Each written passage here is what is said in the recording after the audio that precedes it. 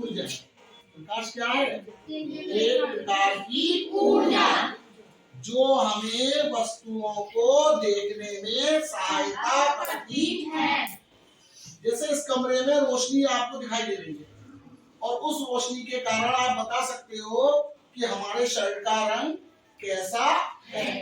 अगर अंधेरा हो, रात का समय हो और इस कमरे में कोई भी बल्ब नहीं जल रहा हो और तब हम आपसे पूछे कि बताइए हमने किस कलर की शर्ट पहनी है, तो क्या आप शर्ट का कलर बता सकते हैं? नहीं।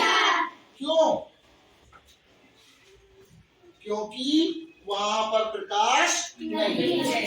वास्तव में जब प्रकाश किसी वस्तु से टकराकर हमारी आंखों के अंदर पहुंचता है तब इसको बोलते हैं हम वस्तुओं का दिखना। ठीक है, वस्तुएं कब दिखाई देती है? जब लाइट उससे टकराए और टकराकर कहां पहुंचे? हमारी आंखों के अंदर। अब भाई प्रकाश किरण क्या होती है? तो प्रकाश जिस सीधी रेखा में चलती है, प्रकाश कैसे चलती है? बिल्कुल सीधी रेखा। अभी हमारे लेवल से हमें यही मान के चलना है कि प्रकाश कैसी रेखा में चलता है? बिल्कुल सीधी। तो प्रकाश का जो सीधी रेखा का रास्ता होता है उस रास्ते को ही हम क्या बोलते हैं? प्रकाश किरण। ठीक है, किसे बोलेंगे प्रकाश किरण?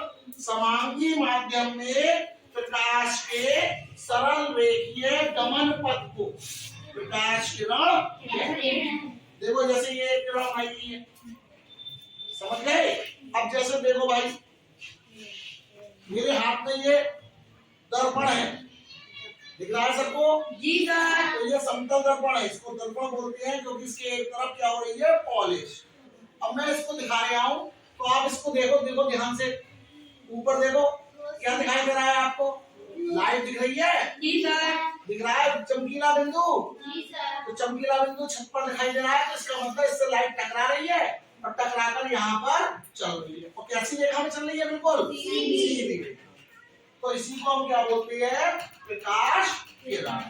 अब एक किरण होती है तो किरण, और बहुत सारी किरणें होती हैं तो बोलते हैं किरण पुंज।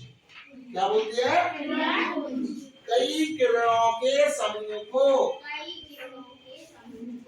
किरण पुंज कहते हैं। अब किरण पुंज तीन प्रकार का हो सकता है। एक कौन सा हो सकता है? समांतर। दूसरा कौन सा हो सकता है? अभिसारी। और तीसरा कौन सा हो सकता है? अपसारी। अगर प्रकाश किरण एक दूसरे से बराबर दूरी पर चलती है तो उसको बोलते हैं समांतर किरण पुंज। और अगर प्रकाश किरण एक जगह पर इकट्ठी हो रही होती है तो उनको बोलते हैं अभिसारी किरण पुंज। और अगर किरणें किसी बिंदु से सब दिशाओं में फैल रही होती हैं तो उसको क्या बोलते हैं? हम अपसारी किरण पुंज। अब भाई प्रकाश का परावर्तन क्या होता है? जब प्रकाश किसी भी चिकने तल या पृष्ठ से टकराता है, जैसे अभी हमने कहा देखो ये कांच है, ये चिकना है या नहीं है? और हम इसको लाइट को ऐसे टकरा रहे हैं तो लाइट इससे टकराई और टकराकर कहाँ चली गई? ऊपर। देखो छत पर निशान बन गया है। तो इसका मतलब हमने क्या सीखा कि इससे लाइट टकराई और टकराकर यहाँ लौट गई। तो इस घटना को बोलते हैं प्रकाश का परावर्तन। क्या बोलते हैं? प्रकाश का किसी चिकने तल या पृष्ठ से टकराकर वापस लौटने की घटना को प्रकाश का परावर्तन कहते हैं। लाइट आई यहाँ पे टकराई और टकराकर क्या हो गई? वापस लौट गई, नहीं लौट गई। अब आप देखिएगा जो परावर्तन हो सकता है यानी कि टकराकर वापस लौटना, वो दो तरीके का हो सकता है। कौन कौन सा? एक को बोलते हैं नियमित और एक को बोलते हैं अनियमित। जैसे ये देखिएगा, ये मेरे पास समतल दर्पण है, अब मैं इससे टकरा रहा हूँ लाइट को, तो लाइट एक ही जगह पर बनेगी या पूरे कमरे में फैलेगी? देखो ध्यान से, केवल लाइट किसी जगह पर तो चल रही है, तो एक निश्चित जगह पर चलती है उसको बोलते हैं नियमित। क्या बोलते हैं? नियमित। तो ये तो हो गया नियमित परावर्तन। और अनियमित परावर्तन क्या होता है? मान लीजिए जो पृष्ठ है वो खुरदरा है, तो खुरदरा होने पर जब लाइट टकराती है तो वो सब तरफ फैलती है पूरे कमरे में। अब इसको बोलते हैं क्या? अनियमित परावर्तन। क्या बोल देते हैं? अनियमित परावर्तन। अब जैसे मान लीजिए इस कमरे में मैं हूँ, अब मैं यहाँ से देखता हूँ तो मुझे ये डंडा दिखाई दे रहा है। अब मैं बताओ इस साइड में आ गया, अब मुझे ये डंडा दिखाई दे रहा है या नहीं दिखाई दे रहा है? इसका मतलब वस्तु, जैसे मान लीजिए ये कुर्सी रखी हुई है, तो इस कुर्सी को हम इस कोने से भी देख सकते हैं, उस कोने से भी देख सकते हैं, उस कोने से भी देख सकते हैं। यानी कि कमरे में जितनी भी वस्तुएं हैं उन सबको प्रत्येक जगह पर खड़े होकर हम देख सकते हैं। तो क्यों देख सकते हैं? क्योंकि जो कमरा है उसमें कैसा परावर्तन हो रहा है? अनियमित।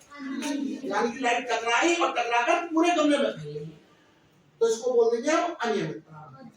अब भाई परावर्तन के नियम का हम सत्यापन करेंगे, और सत्यापन करने के लिए हमको क्या क्या चीज चाहिए बताइए। सबसे पहला क्या लिखा हुआ है? Drawing board. तो ये देखिएगा, ये ड्राइंग बोर्ड हो गया। दूसरी क्या चीज चाहिए आपको? इसके बाद ये सफेद कलर का देखिए कागज हो गया, कागज लगा देंगे इस तरीके से, लगा देंगे इस तरीके से। उसके बाद क्या चाहिए हमको? समतल दर्पण। अब समतल दर्पण को क्या करेंगे? एक आयतनों की सहायता से इस कागज को ऐसे करके लगा देंगे। उसके बाद यहाँ पर लगाएंगे समतल दर्पण। ठीक है, यहाँ पर क्या लगाएंगे? और समतल दर्पण लगाने के बाद यहाँ पर आलपिन से इसको रोक देंगे, इतनी ऊंचाई पर रोक देंगे, सब लोग रोक लेंगे। उसके बाद क्या करना है? एक सीधी लाइन खींचनी है पहले, और उस पर लाइट को टेढ़ा करके एक लाइन बना देंगे, और उसके बाद उस लाइन पर आलपिन लगा लेंगे, करा के दिखाएंगे। उसके बाद इसको इसमें देखेंगे तो किरण का मार्ग आपको इधर दिखाई देगा। अभी हम प्रैक्टिकल के द्वारा इसको प्रूव करके देखेंगे। ठीक है, धन्यवाद।